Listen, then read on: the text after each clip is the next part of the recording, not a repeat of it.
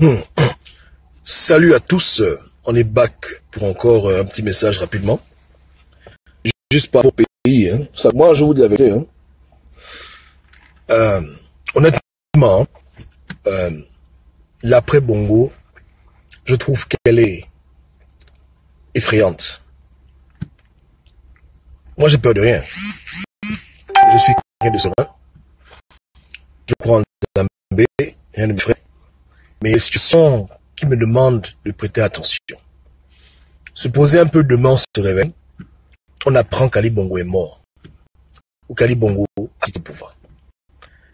La suite d'événements qui va se passer au pays m'effraie beaucoup. Puis encore, la manière à laquelle le Gabon va être dirigé, ça me laisse perplexe. Parce que quand j'ai commencé ce combat, je l'ai commencé principalement pour que le régime Bongo s'effondre. J'ai milité publiquement pour que tout ce qui est Bongo Gabon s'effondre. Sur le chemin, bien entendu, on fait des alliances. Mais quand on se rend compte que les personnes avec qui on combat, certaines sont même pires qu'Ali Bongo, ou autant à son image, on se demande vraiment, est-ce qu'on n'est pas en train d'instrumentaliser pour aider un groupe de bandits à prendre le pouvoir pour qu'après, on se retrouve encore dans une autre dictature. Et je ne veux pas ici indexer mon président élu Jean Ping, pas du tout. Je l'ai assez critiqué comme ça, je ne parle pas de lui. Mais il n'y a pas que lui. Il a un entourage, il a des gens avec qui il travaille. Est-ce qu'on est sûr que tous ces gens-là sont capables de faire mieux qu'Ali Bongo et ne vont pas faire comme Ali Bongo fait maintenant, terroriser, censurer, tuer et égorger? Rien à voir avec mon point de hier, ça c'est du passé maintenant. Donc je ne parle pas de mal écoute, tout ça, je n'ai pas le temps, vous comprenez? Je parle de lui, je parle en général. Pour dire que, est-ce que les Gabonais sont prêts à faire mieux qu'Ali Bongo? Parce qu'on a vécu 50 ans de dictature, de censure, d'arrestation arbitraire, de brimade, d'assassinat, de kidnappage, de crimes tuels. Est-ce que les personnes aujourd'hui qui veulent aller aux affaires pour diriger le Gabon à la place d'Ali Bongo et ses émergents nous garantissent un monde meilleur? Est-ce que c'est des gens avec qui on peut dire que bon, dès que eux ils seront ministres de la culture, ministres du sport, ministres de la justice, on aura un pays de justice et d'équité? Est-ce qu'il n'y aura plus une justice à double vitesse?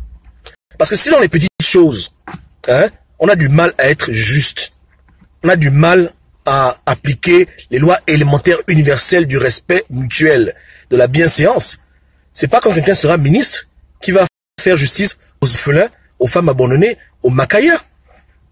Est-ce qu'on est prêt à prendre le pouvoir? Si Dieu nous remet aujourd'hui le Gabon entre les mains, qu'est-ce qu'on va en faire? Vous comprenez? Voilà pourquoi j'ai un peu de retenue maintenant. Je me dis que bon, on peut faire ça, Ali Bongo quitte le pouvoir demain, mais quand il quitte le pouvoir là, qui va prendre le pouvoir? Voilà la question qui me trouble. Même si je suis au Gabon par exemple, je suis un Gabonais, je m'apprête à aller me sacrifier pour libérer la patrie. J'appelle mes potes, on est les gars, on va faire un coup d'état. Si on meurt, on meurt. Mais on va s'arranger qu'Ali Bongo lui aussi disparaisse. On va à Foucault, on meurt. On nous enterre, alléluia, le pays est libéré. Mais dès que le pays est libéré, une autre dictature s'impose. Les mêmes injustices continuent. Les mêmes crimes mutuels continuent. Les mêmes fourritistes continuent. Si c'est ça là, le combat, il faut comprendre que les gens ont dû mettre un petit frein pour dire, doucement. Parce que l'après-libération, c'est la partie la plus importante du combat. Regardez vous-même le cas en Libye.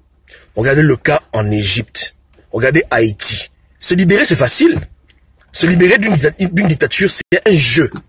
Mais gérer un pays après la dictature, si on n'a pas des gens qui se respectent, ça va aller en vrille. Au Ghana, Dieu merci, ils avaient Rawlings et les autres, ils ont pris le pouvoir, ils ont fait du Ghana un pays qui se respecte. Au Gabon, là, est-ce qu'il y a des Rawlings au Gabon? Est-ce qu'il y a des Rawlings au Gabon, là? Est-ce qu'il y a des George Washington au Gabon qui sont capables de ne pas commettre les mêmes erreurs, hein, que les Bongos ont commis en 50 ans? Est-ce qu'il y a des gens dignes qui peuvent, des juges, des gens, il y a des médecins, est-ce qu'il y a des gens là qui peuvent faire la différence au Gabon si les Bongos quittent maintenant? S'il y en a, on est soulagé, on est rassuré. Mais s'il y en a pas, je vous dis, les gars, allons-y mollo. C'est-à-dire, en parallèle, on essaye dans le bureau, il faut déjà penser à qui va s'occuper de tel domaine, tel domaine, tel domaine, tel domaine, lorsqu'il va être libéré. Des gens qu'on connaît, qui se respectent, qui sont impartiels, qui sont justes et droits, et qui essaient du moins de pouvoir aimer tous les Gabonais. Vous comprenez? Si c'est pas ça, si on ne connaît pas déjà la sélection nationale qui a déjà le pays, c'est dangereux parce qu'on est l'avant-centre. On sait que l'avant-centre, c'est Jean Ping, le président. Mais est-ce qu'il y a que lui qui gère le pays? Aujourd'hui, il y a Libo, il y a Bédé. Il y a beaucoup d'enfoirés qui sont avec Libo. Donc, il prend le Dieu, il va gérer le pays avec lui. Si c'est lui qui prend le pouvoir, bien sûr. Donc, ça dit, enlever quelqu'un du pouvoir, c'est facile. Mais après, il est parti. Il est parti après maintenant. C'est ça là qui est important.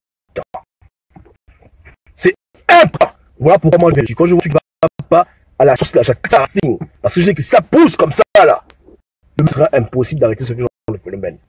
Quand je détecte une injustice, une immoralité, un comportement qui n'est pas noble d'un résistant, j'en parle. Parce que si on ne dit rien, on laisse faire, demain, ça devient des dictatures. Ça devient des problèmes graves. Vous comprenez? On a vu en France, ils ont tué le roi, alléluia. Louis XVI est décédé, on l'a décapité. Marie-Antoinette, on l'a tué. Le petit enfant du roi, on l'a tué aussi. C'est bien. Voilà. Mais après ça maintenant, qu'est-ce qu'ils ont fait? Ils ont commencé à se tuer les uns les autres. Robespierre a décapité comme les gens. Même son pote même son propre ami, il a fait décapiter. C'est ça la révolution qu'on veut au Gabon? L'après-révolution? Ou bien des gens qui ont lutté pour libérer un pays, dès que le pays est libéré maintenant, on commence à les éliminer un à un. Pourquoi? Parce qu'ils ont un langage qui diffère. Robespierre, il va à gauche, Danton, il va à droite, automatiquement tu es mis, on te tue.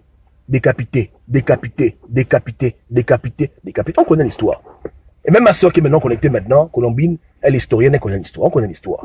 Et l'histoire, malheureusement, a tendance à se répéter. Voilà pourquoi quand on est averti, on prévient avant de guérir. On dit, ah, il y a un problème grave.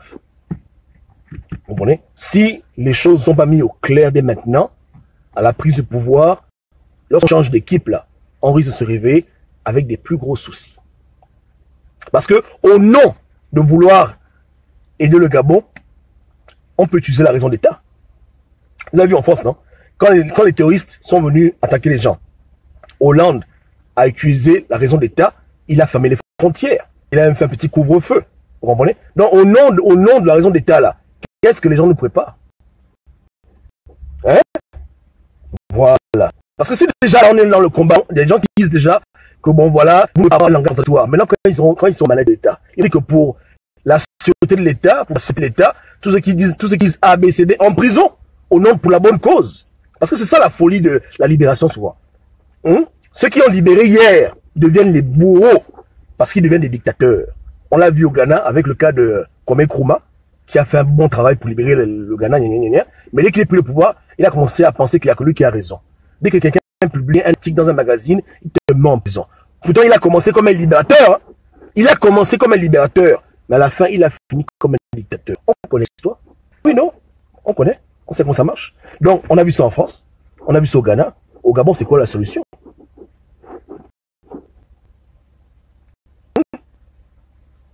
Voilà.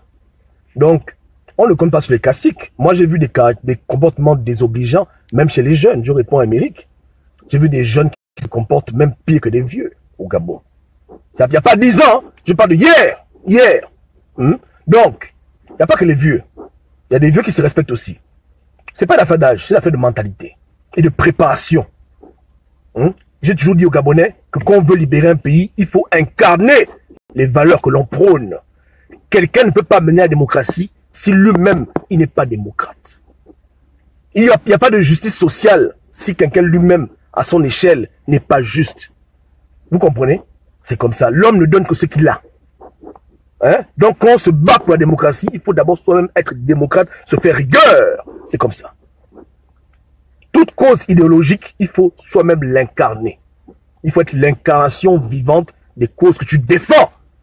Mais si tu as un langage A et que tu fais B, demain tu es président, tu vas mettre les gens en prison. Pour un oui, pour un non. Vous comprenez? C'est comme ça. Voilà. Non, moi je ne suis pas un leader. Moi je suis un guide. Je suis un conseiller. Vous comprenez? Moi je ne m'ai pas donné ce don de diriger un pays, de diriger des gens. Vous comprenez? Voilà. J'aurais pu avoir des églises. Jamais j'ai voulu ça. C'est pas mon don. Je n'ai pas le don d'être un berger. Il y aura un David un jour au Gabon, on l'espère. Il y a des gens qui sont compétents pour ça. Mais la compétence, c'est pas le caractère. Tu peux être compétent, gérer bien l'administration, mais être un véritable petit diable, comme Robespierre.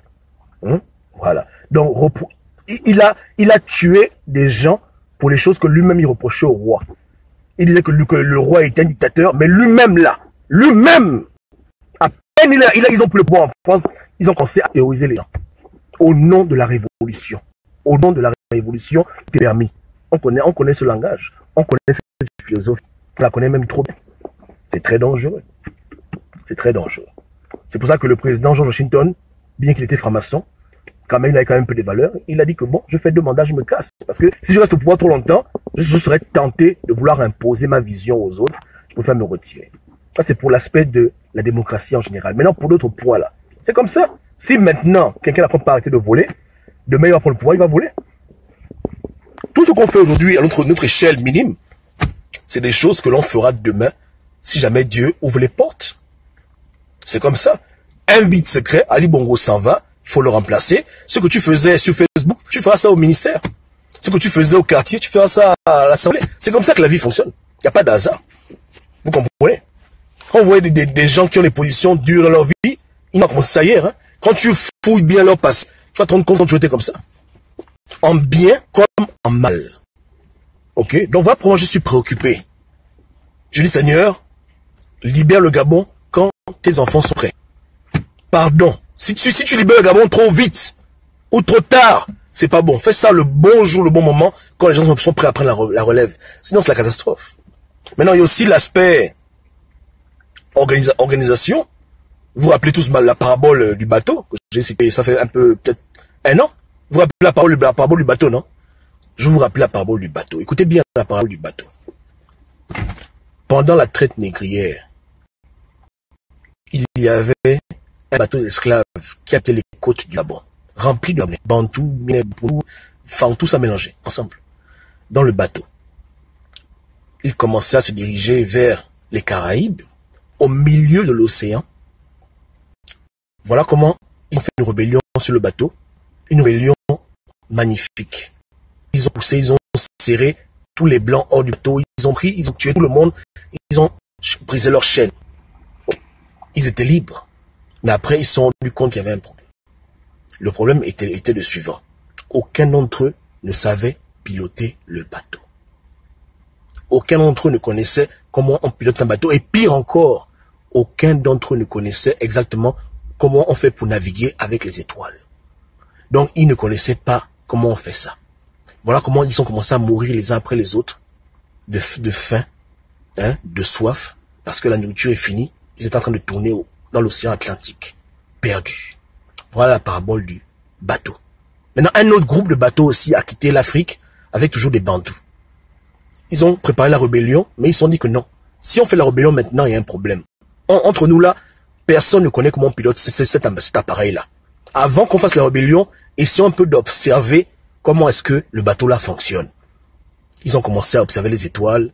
Ils ont dit, bon, on était là. Ils ont commencé à réfléchir. Une fois qu'ils ont compris le minimum, comment est-ce qu'on pilote un bateau et comment repartir en Afrique, ils ont fait la foutue rébellion. Et là, maintenant, ils sont repartis en Afrique. C'est ça la véritable libération. Vouloir une voiture, c'est bien. Mais si tu ne sais pas conduire, la voiture va te tuer. Ou bien tu vas tuer des gens. Un enfant veut un avion. Je veux l'avion, hélicoptère, l'avion, hélicoptère. On te donne l'avion, on dit, bon, là, tiens l'avion.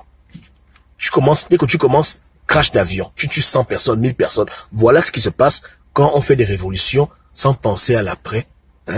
Voilà. Ça crée des problèmes. Ça apporte plus de dégâts. Les Égyptiens voulaient être libres, non? Voilà maintenant. Ils sont dans une dictature pire que celle de Moubarak. J'ai beaucoup d'amis égyptiens. Plein! Ils se plaignent. Et pour vous payer pourquoi? Moubarak qui est parti, non? Ou bien? Voilà. C'est comme ça. Ils voulaient démocratie. Quand Sissi a pris le pouvoir, ils ont voté, Ils ont commencé même à dire que non, arrête de faire ça. Il a dit, écoutez, ça, démocratie, on vote, voilà. Ils ont dit non. Ils ont dit on ne veut pas. Donc, ils ont fait le boucan. Ils n'ont pas si Morsi, ils ont mis Morsi en prison. Président élu en prison. Parce que les eux-mêmes se battaient pour une chose qu'ils ne comprenaient pas. Comme des enfants gâtés, ils se battent pour la démocratie, ils ne savent même pas ce que c'est. Voilà maintenant le président élu en prison et Gérard qui a fait leur affaire pendant 2 jours. 2 jours, il a pris le pouvoir. Et maintenant, lui, il fait dans sa loi. Et plus personne ne boude. Tu ouvres ta gueule, on te bute comme un chien. Voilà. C'est pas ça. Voilà. Donc, c'est comme ça la vie. Hein? Dans la vie, on veut des choses, mais ces choses-là, souvent, elles peuvent nous détruire ou nous rendre pire que nos ennemis. Donc, on doit faire attention. On doit réfléchir et préparer les consciences pour un lendemain heureux. Que le jour qu'Alibo tombe, tous les Gabonais soient prêts à maintenant vivre une véritable démocratie. C'est ce qu'ils veulent. Vous comprenez? C'est pas des choses qu'on apprend sur le tas. Des choses qu'on fait au préalable. Au préalable. Tu te renseignes. Tu prépares ton esprit à rentrer dans un nouveau Gabon où les choses sont différentes. Que le riche ait raison qu'il est tort. Que le pauvre ait tort, il ait raison. Un juge doit donner le droit. Voilà le Gabon que nous on connaît. Vous comprenez? Où tout le monde est la même enseigne. Tout le monde. Personne n'est immunisé. Personne n'est épargné. Hein? Du milliardaire jusqu'au Makaya, celui qui joue au con, il récolte ce qu'il a semé. C'est tout. La vraie méritocratie. Non pas la familiocratie, la mythiocratie, la frangénicratie, la vraie méritocratie. Celui qui est le plus compétent, il fait le travail. Il n'y a pas d'affinité sectaire ou familiale, il n'y a pas de ça. Il n'y a plus de nom. Je suis l'enfant de tel, l'enfant de... On ne connaît plus ça. Voilà le Gabon que nous on veut bâtir. Là, c'est le Gabon qui est propre. Le vrai Gabon. Vous comprenez? Le Gabon pour tous les Gabonais. Toutes les ethnies connues. Où les gens naissent véritablement égaux. Voilà le Gabon pour lequel nous se bat. Et le combat là commence maintenant. Pas demain que le pays sera libéré. La véritable libération commence maintenant. Il faut semer les graines qui vont jamais demain pour produire ce qu'on veut voir. Hein, on veut un Gabon étable, un Gabon de justice. Hein? Voilà. On veut vivre la véritable démocratie au pays. On veut du bon Dieu. On veut pas les cotistes. On veut le poulet propre. Ou bien. Donc, on doit éduquer les populations pour qu'elles comprennent que si un jour vous levez là, vous levez pour ce genre de conditions. Pour qu'on puisse écouter tout le monde. Vous comprenez? Ceux qui pensent comme nous et ceux qui ne pensent pas comme nous. C'est important. Même si ça énerve, je reconnais, mais c'est comme ça la vie. On va faire comment? C'est comme c'est ça le prix à payer. Sinon, on reste dans la dictature. Le plus fort prend le pouvoir et puis il brime tout le monde. Vous comprenez? Mais il faut tolérer. C'est comme ça. Amen. Ok, donc que Dieu vous garde. Hein. Je vous laisse dessus, méditer dessus.